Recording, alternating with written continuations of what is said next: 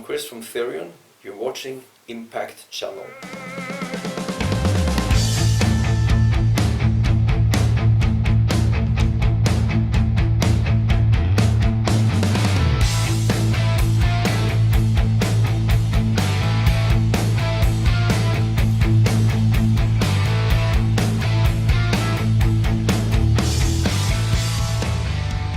Hi everyone, our guest today is Christofer Johnsson from Therion. Hello, nice to see you again. Hello, thanks for having me. And welcome back to Hungary. It's always a pleasure. You're on the road with a new CD since February. How are you doing? Well, it's a long tour. We have over 60 shows in Europe. And after Europe, we go home and wash our socks and the underwear, and then we go for the longest Latin American tour we ever did as well. Which will be, I think, 21, 22 shows. But there you fly all the time, so it's more straining to always check in and out of hotels and pack, go to airports. In Europe, it's a little bit more convenient because you have a tour bus, so you have your little bed all the time. You know, and you can have your stuff there, so a little temporary home. But 60 shows, that's... I spoke with Sabaton, and they are touring a lot. Even they said, fuck, that's a long tour. 60 shows back to back. Are you happy with the reactions for Beloved Antichrist? Well, they're kind of typical. Every time we release something new, there's always some people that are disappointed, some people who say it's the best thing we ever did, so it's how it has been since we made our second album in 1992. It seems to be our trademark. However, nobody have really experienced Beloved Antichrist because it's not a CD, it's not a new album, it's a musical. And as a comparison, you can buy Phantom of the Opera or Cats or Jesus Christ Superstar on CD as well, but it's not an album. And if you never would have seen Jesus Christ Superstar live, you wouldn't really understand it if you just had the CD. So it's very cool that a lot of people have managed to appreciate the music that much.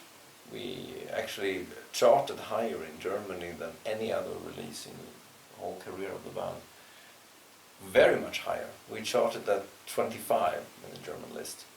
And the highest chart position we had prior to that was 46 with Legio in year 2000. So to release a triple disc in these days with Spotify and everything's one click away, it's completely against what everybody else is doing, and managed to chart higher with it. That's quite weird. I didn't see that coming. Actually, I never really cared much about chart positions. I care about how the final sale is. So 2 years after the release, and I know if it was good or not, or 1 year after the release mainly. But another year, then you really know how things went. But when the chart difference is this big, it usually means something. It's pointing a direction.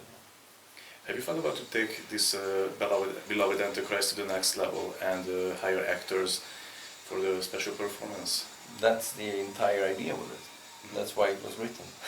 If that doesn't happen, it will be the biggest personal failure in my entire career. This is the 100% intention with it. The only reason, the one and only reason we released this on CD first is because we don't have the cash otherwise. Because to be able to stage this, we need to have investors, we need to show the music to production companies, and therefore we need to have it recorded. And it costed us €100,000 to record it, and I don't have the cash lying around, so we had to go to the record company. And if the record company is going to give me €100,000, they need a product they can sell as soon as possible. They're not going to give me €100,000 and hang around and see what happens. Then you need to give them a master tape so they can sell it. That's why we have the soundtrack released before the actual theatrical event. Any movie plans? There has been some requests, but not really requests, but people have been asking about it, and I think the story is really good, and it could probably make it as a movie, but it's not that easy that you just say, let's do a movie, you know, like let's put in 10 million euro, you know, like, if you want to do a big production. I would never do a B movie for like 100,000 euro or something like that. Then I'd rather skip it. Either it has to be a really good movie or not at all. But, well, first of all, we don't have that kind of cash, so it will be talks sometime later. Second thing is, I've learned to do one thing at a time. Don't try to do everything at the same time. It just becomes a total mess. Right now, we're doing a tour, a regular tour, to play some of the new tracks for the fans in a regular Therion way, together with old classics. And once we're done with that, we will work on the staging of the theatrical version. Once we're done with that, then we can see if somebody's interested in doing a movie. If you could pick a director, who would it be to make it on screen? It's a very good question, I don't know. It actually wouldn't matter that much, as long as it's a good production. I think the story is stand on its own legs, as long as it's not some idiot who will fuck it up, you know. But I mean, I like Stanley Kubrick. Not one of these, not Spielberg or somebody like that. I mean, I wouldn't say no. I mean, of course, I wouldn't say no if Spielberg said, "Oh, I would like to do a movie from your story," but I don't think he's the ideal one. Rather somebody who made movies that were sticking out, you know, created a bit movie history. Not only in the box office, you know, in terms of art. Like Lars von Trier, maybe? No, he would be wrong. I really like his stuff. They're completely fucking demented movies. I mean, this movie called The Idiots, it's one of the most disgusting things I've ever seen. And he's brilliant. He made me enjoy Dogville. I mean, you watch the first 10 minutes, you're like, what the fuck? Exactly. You know? And then you manage to get into the movie. So he's really brilliant, but he would be completely the wrong guy. Maybe that guy, Jackson, who made Lord of the Rings. He would be probably very good. Or somebody, maybe, I don't know who directed it, but the guy who made the Omen movies in the 70s. They were really, really good. Or some weird French movie director, the guy who made City of the Lost Children and The Delicatessen, if you know them. I haven't seen them. City of the Lost Children's masterpiece. But I don't know, it's not like we're gonna have the luxury to choose anyway. I mean, the thing is, if you have a name in the rock business, it means nothing when you go into another business. If you're a tennis player, doesn't mean you can just start a metal band and everybody's gonna buy your album because you play good tennis, you know, nobody gives a shit. Maybe you can get a little bit of, you know, small promotion like, oh, you know, John McEnroe made a single, whatever. But it doesn't really mean much. So if I want to go into the movie business, I'm a total nobody with a script. See, it's important to remember that. I mean, all the doors doesn't open just because you're successful in one field. However, if we would manage to make a very famous musical, then it would help, because that's somewhere in between what we do and the music, the movie business. And if it would be famous, I'm sure there would be some movie maker that anyway would see like, oh, we could, you know, run cash from that. So that's what I'm hoping, that if we could make a successful musical, it could open some other doors. Good luck on that. Who is the Antichrist in your interpretation? Well, it's not really my interpretation, it's more a character from the book. We changed most of the story, but we kept the main character pretty much how it is in the book. And what I like about that character is that he's not born to be Antichrist, like, you know, in the Omen movies, with the mark of the beast, you know, under his hair, and you know, he don't have a choice. He's the son of the devil. But Antichrist in the book that we partly based this on from a book from Vladimir Solovyov, that Antichrist has a choice. He's a very remarkable man. He's very spiritual. He can speak to God, and he can speak to Jesus before, and he sees himself as a second Messiah. And the second and the real Messiah. He said Jesus as a preparatory Messiah that was there to, pave the way for him, or something like that. And when he loses the ability to speak to God and to Jesus, he gets very depressed and he wants to kill himself. So he throws himself out from a cliff, and the mystic force is catching him and putting him down and start talking to him, and that's the devil then, who instead offer him the dark gift that he should accept the unholy spirit into himself and become Antichrist. Mm-hmm. So it's a choice. He was not born to it. He had a free will and he could have said no. And when he accepts that, he gets transformed, but he's still a human, which is like a container with having something inside of him. So he has some, maybe not inner conflicts, but it's a bit confusing to him. He's not really sure of who he is, really. And we kind of try to push that a little bit more in our interpretation of him. It's still the same character, but we try to push a little bit more of those things. So when he finds his wife and fall in love, which is something that was not in the book, and he become elected Caesar for the whole world, like emperor. He's elected president first, but then the people proclaim him Caesar, and he's both a religious and political leader. He starts to doubt himself a little bit, or at least reflect over what did I really become? Who am I?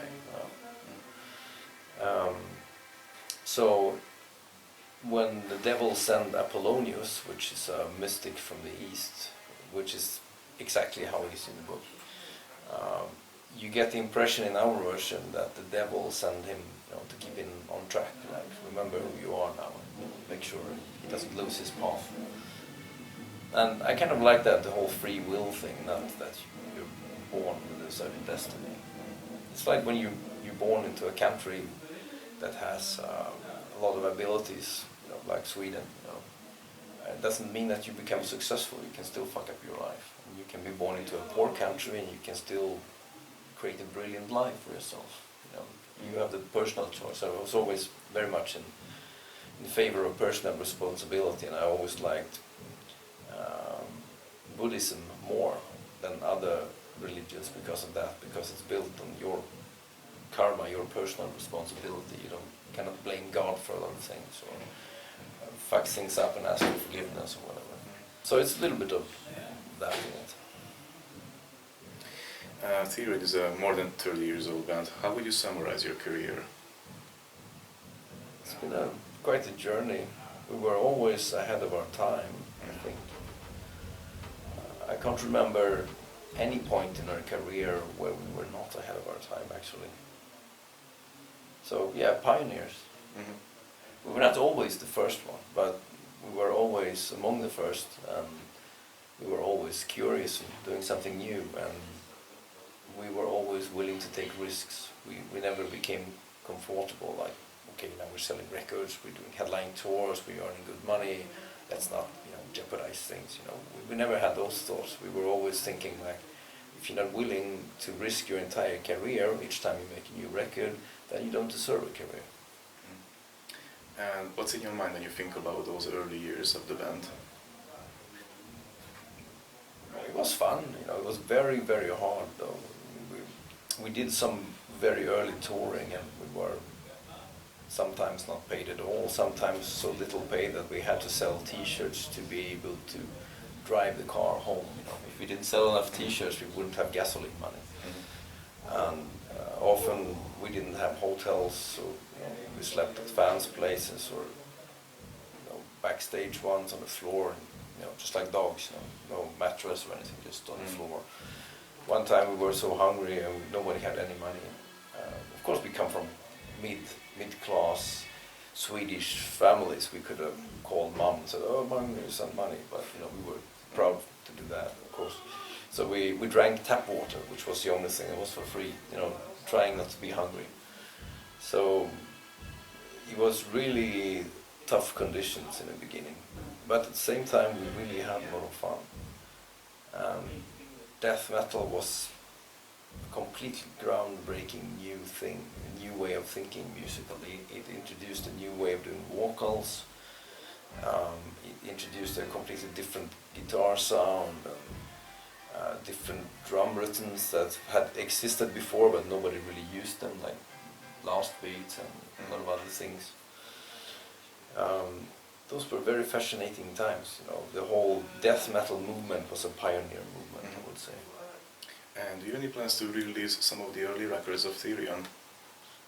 The first album is being re-released on vinyl now, I think, for Peaceful, but we don't have any contact with them. I guess they always cashed.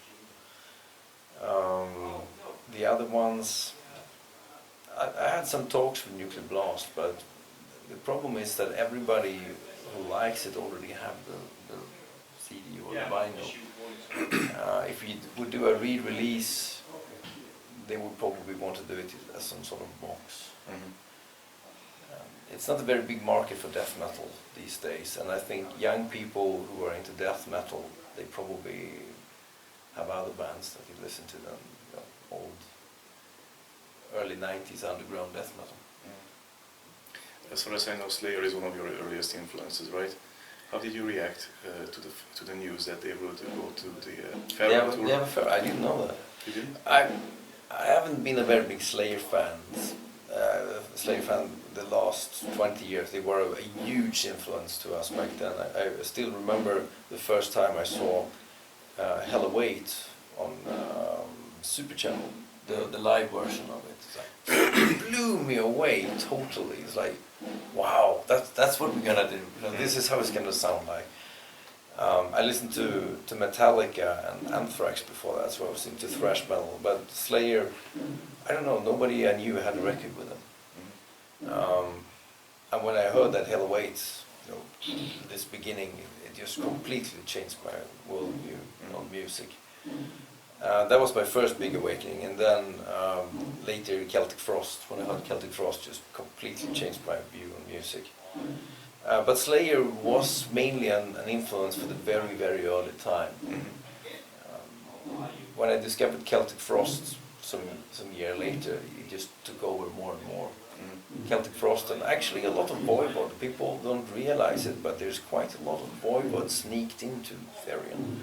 We do it in a very cunning way, so people don't think about it. Same thing with all my 70s influences. There's a lot of 70s in Therion's music, but I disguise it in a way that I can fool people that it's modern music. Many bands recently have retired or going to retire in the near future, and many of them literally died out. What do you think? How would this affect the whole metal scene? I think a lot of the people who say, I'm going to retire, they don't realize what they're saying. It sounds good, like, yeah, let's retire now while we're still on the top and, you know, get a well-paid farewell tour.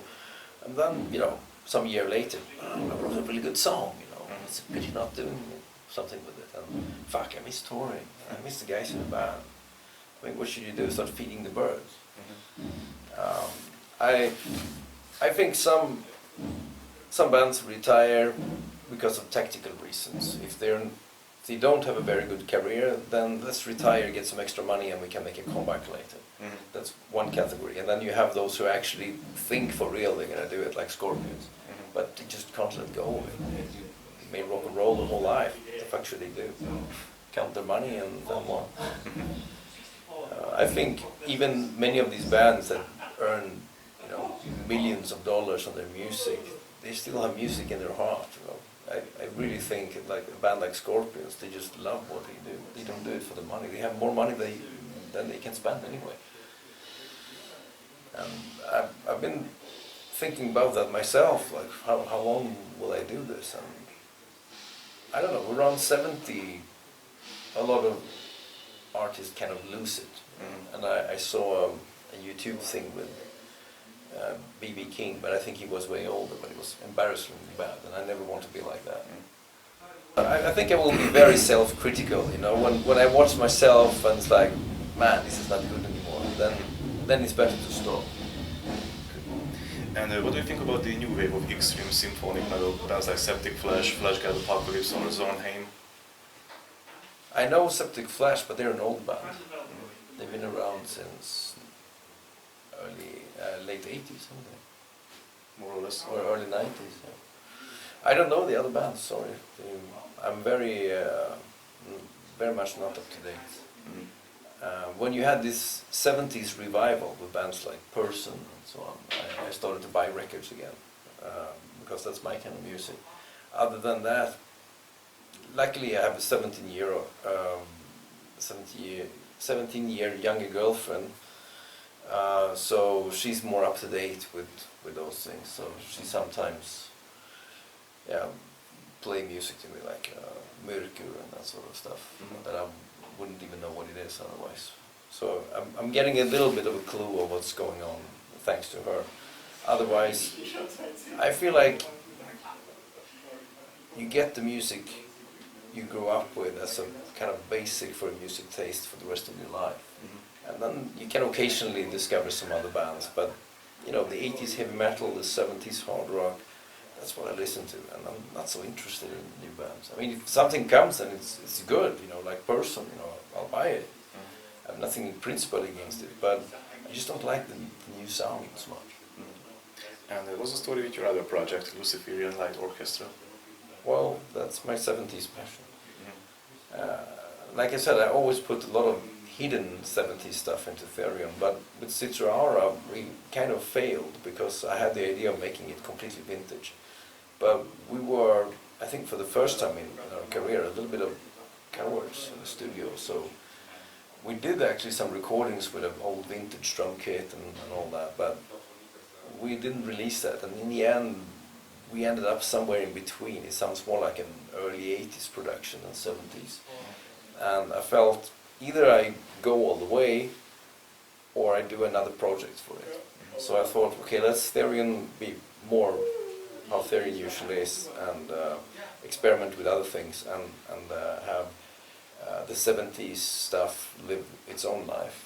So that's why I decided to do Luciferian Light Orchestra, which consists so far mainly of songs written during, I don't know, since 96 and onwards.